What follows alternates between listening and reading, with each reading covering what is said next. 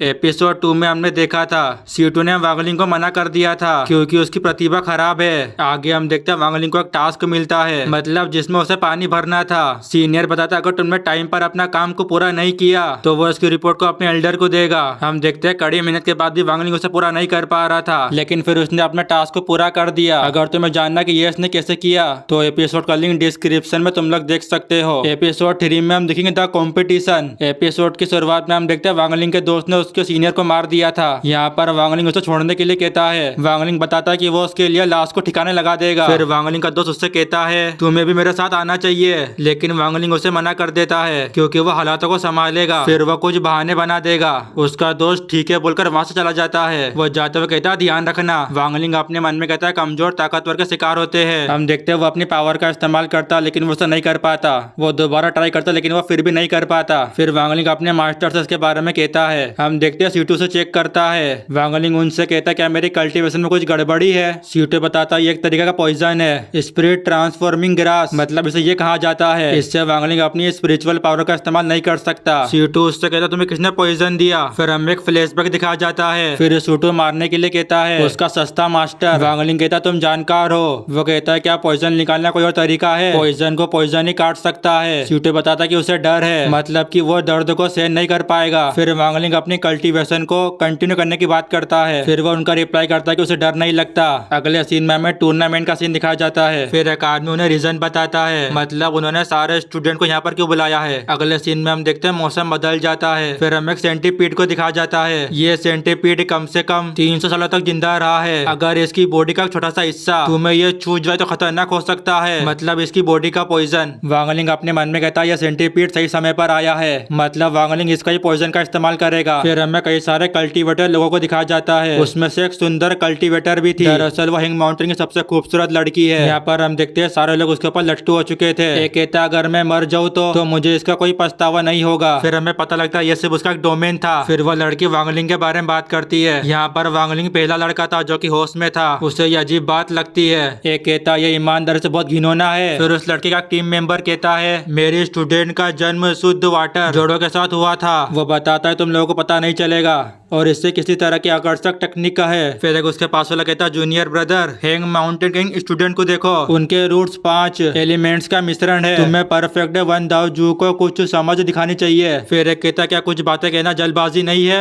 फिर वो दोनों उसका सम्मान करते हैं। वो कल्टीवेटर कहता है तुम सब दूर से आए हो तो मेरा मानना है कि तुम सब थक गए होंगे। फिर वो उन सबको आराम करने के लिए कहता है। फिर जहाँ तक हमारे हैंग माउंटेन के स्टूडेंट की बात है 3 दिन के समय में टूर्नामेंट का इंतजार क्यों नहीं किया गया, इसका मतलब है फैसला लेने से पहले। फिर हम देखते हैं वो सब आराम करने के लिए जा रहे होते हैं। फिर वो आदमी वांग जो से कहता है वो उसे एक जिम्मेदारी देता है और वो है सेंटीपीड की देखभाल करना। फिर वो उसे वार्निंग भी देता है अगर तुम कोई गलती करते हो तो मैं तुम्हें जाने नहीं दूंगा। वो कहता है डोंट वरी। फिर वो कहता है कि मैं ब्रदर की देखभाल करूंगा। अगले सीन में हम उस सेंटीपीड को देखते हैं। हम देखते हैं यहाँ पर स्टूडेंट सेंटीपीड से डर रहे थे। ये देखकर वांग जुओ कहता है हमारे हैंग माउंटेन सेक्ट में, मतलब सिर्फ कुछ दिन के लिए। हम देखते हैं यहाँ पर वांग जुओ वांगलिंग को जिम्मेदारी दे देता है। अगले सीन में हमें रात का सीन दिखाया जाता है। वांगलिंग कहता है ये इतना आसान नहीं है, इसका मतलब है पॉइजन को निकालना। सबसे पहले वो हेल्प करेगा तुम्हें अपनी बॉडी के पॉइजन को सरपास करने में, ताकि सेंटीपीड अपनी स्पिरिचुअल पावर को रिकवर कर सके। हम देखते हैं वो उसके पास जाता है। सबसे पहले वो सेंटीपीड को बेहोश करता है ताकि वो उसकी बॉडी में से पॉइजन को निकाल सके। फिर वो सेंटीपीड के पॉइजन को स्टोर कर रहा था लेकिन पता नहीं कैसे वो होश में आ जाता है। फिर वो उसके ऊपर हमला शुरू कर देता है। यहाँ पर वांगलिंग अपनी जान बचाकर भाग रहा था क्योंकि उसका पॉइजन बहुत ही ज्यादा खतरनाक है। यहाँ पर सेंटीपीड आगे नहीं बढ़ पा रहा था क्योंकि वांगलिंग ने सील को पार कर लिया। फिर हम देखते हैं वो इस पॉइजन को खाता है। यहाँ पर वांगलिंग की हालत खराब हो रही थी। ये देखकर सीटू कहता है सेंटीपीड का पॉइजन बहुत ही ज्यादा जहरीला होता है, लेकिन वांगलिंग उस पॉइजन को सरपास कर जाता है। सीटू उससे कहता अगर तुम्हारी मौत हो गई होती तो इसका मतलब सीटू कई और सालों तक अकेला रहता। वांगलिंग कहता मैं नहीं मरूंगा। वो कहता है कि वो सीटू को बाहर निकालेगा। इस वक्त वांगलिंग का लेवल 2nd हो चुका है। यहाँ पर वांगलिंग काफी ज्यादा लेवल अप कर लेता है। वो 14 लेवल पर पहुंच जाता है। अगले सीन में वो कहता आखिरकार वो 14 लेवल पर कैसे पहुंचा। सीटू कहता तुम क्यों पूछ रहे हो। वो देखता है उसके सामने उसके सीनियर ब्रदर थे। वो कहता ऐसा लगता है कि वो हैंग माउंटेन का सेक्ट सच बोल रहा था। दूसरा कहता तुम सच में यहाँ छुपे हुए हो। फिर वांगलिंग उनसे पूछता है कि तुम लोग यहाँ पर क्यों आए। फिर वो लोग सेंटीपीड की बात करते हैं। अचानक उसमें एनर्जी कमी हो रही है। वांगलिंग तुमने कुछ बुरा किया होगा।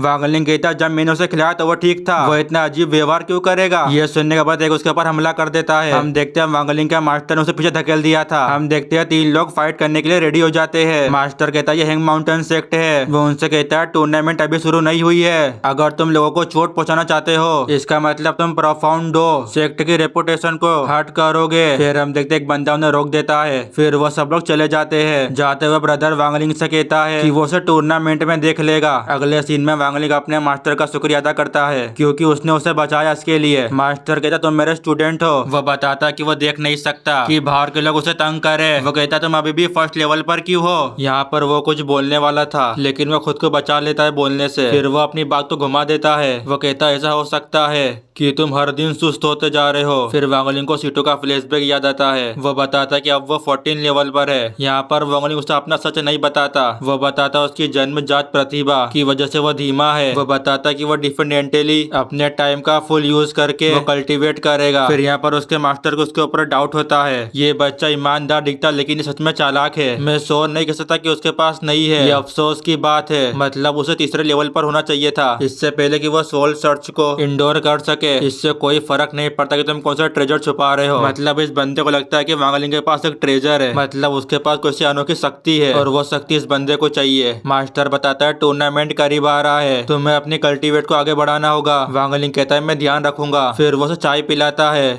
अगले सीन में हमें टूर्नामेंट का सीन दिखाया जाता है। फिर हम देखते कुछ लोग सील को एक्टिवेट कर देते हैं ताकि आम जनता को चोट ना लगे। इसके बाद हमें हीरोइन को दिखाया जाता है, वो टूर्नामेंट को देख रही थी। वह अपने भाई को बताती इस तरह की टूर्नामेंट मतलब उनके वहाँ पर नहीं होती है। उसका भाई कहता है फिर तुम थोड़ी देर तक और देख सकती हो। जाओ, देश के लोग हमसे ज्यादा लड़ाकू होते हैं और हमारे दोनों देश तो बहुत दूर है। हमने इस जगह पर नहीं आने का फैसला किया था। फिर वह कहती है इस जगह के किसान मारने के लिए कल्टीवेट करते हैं। उसका भाई उससे कहता है किसी भी चुनौती का अनुभव ना करने के बाद मतलब तुम्हें कोई समझ नहीं है। मेरे को यकीन है कि तुम्हें और जर्नी करने को मिलेगी और अपने दिमाग को विकसित करे। फिर हम देखते हैं वहाँ पर एक ड्रैगन आ जाता है। फिर हम देखते हैं पहले जंग कुआ आगे बढ़ता है, इसके बाद दूसरी टीम में से भी एक बंदा आगे बढ़ता है।